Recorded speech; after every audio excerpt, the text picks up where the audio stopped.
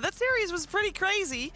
And I'd love to hear Miposhka's thoughts on why was this so crazy. Hello.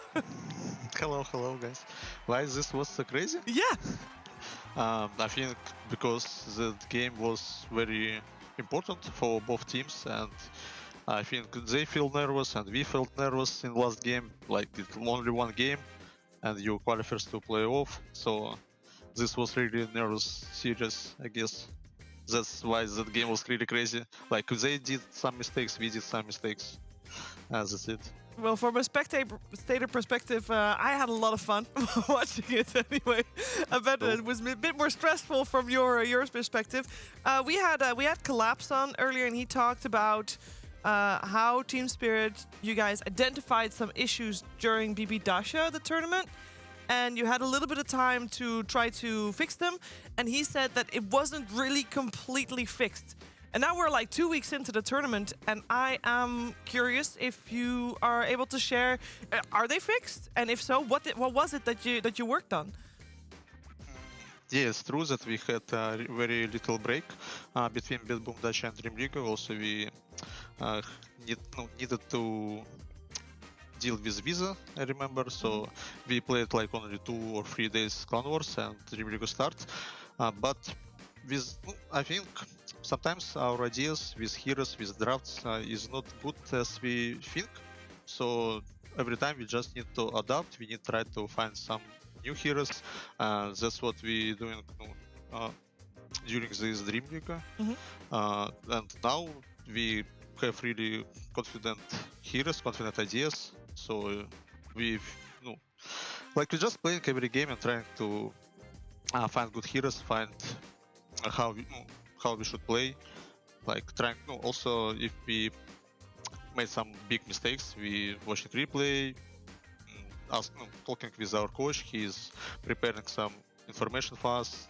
So, like, I don't know, some classic work, but we're doing it a lot. Yeah, a lot of still figuring out the meta right now. Obviously, a patch also recently, see what works for you guys and what doesn't. That makes a lot of sense. I also have Brian. He'd love to ask you some questions. Yeah, sure. Hey, Miposhka, it feels like a lot of people are having more difficulty contesting Roshans, and I was wondering if that's a part of why Elder Titan seems to be going up in value, or what else about this hero you feel like is becoming more meta? I think, yeah, Titan is definitely kind of broken hero. He has a lot of options in Dota.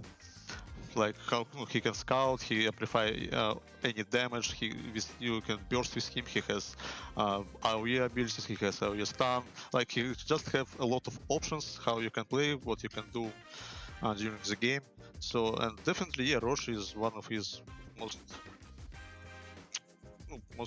value option, so that he can contest Rosh. And with Roshan, there is one thing, like who hit Roshan first, usually he will lose fight, actually. And that's what happened in this game too. Yeah, and my last question for you is that you guys obviously won your last 3 games in this group stage 2, and you were talking a bit about having to figure out your hero pool in this tournament. I'm wondering, like, when you're 1-3 and you're not quite having that figured out at that point, what's like the mindset of the drafting? What's the mindset of the team, like communication-wise, of like, do you have one last theory you're going in with, or what exactly he's talking about there? Actually, I think in series where we lost, our draft was kind of good enough. Like we could win, maybe not every match, but almost, I think. So we're just preparing much more for the draft. Not like we did on Bad Boom Dacha, and now, like, I would say that we played much more matches, so we just have much more information and confidence in heroes, and we keep playing, keep trying to find something. And I think, like, even our ideas where we lost, our heroes was good enough to win matches, but we just did some mistakes. But usually our draft is good, I think. So I don't know what to say else. Yeah, no problem, man. I got a little more of a lighthearted clip for you from that last game where, if you recall, you're going to be force-staffing yourself on a cliff here, and you're going to get your TP canceled by your buddy Mira there. What was being said between you two right there? I mean, I just try to survive and just press my buttons as fast as I can. But to be honest, I would die anyway. I mean, because they had some stuns to cancel, so the telekinesis is not what really matters in that moment, but matters that I generate idea that I should give him gem, and that was a really good move. So, no, and we saved gem at least. Well, there you go. Thank you, man.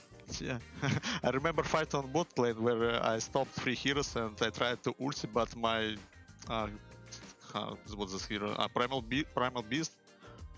Yeah, Primal Beast decided to unsleep them with his first spell, and we didn't kill any hero, but he could wait my ulti when they will stay in one lane, and he will use first.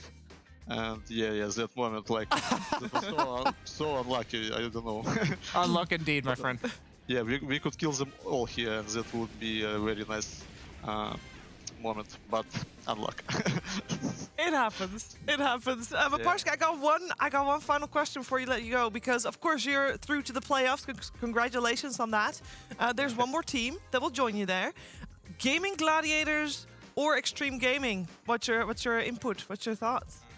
I think Gaming Gladiators would qualify because Extreme Gaming had a really very hard marathon. I would say they played 3 tournaments in a row, and right now they in Russia, as I know, and it's not they play usually not at a good time. It's very deep night usually, and I think they kind of tired to play that many matches. Yeah. So that's why I believe in Gladiators. But if Extreme, how to say, collect all their power in one match, I think they can also beat them. Okay. Thank you very much for your input. Of course, congratulations. We'll see you Saturday for the playoffs, and have a good one. See you then. Thank you. Goodbye.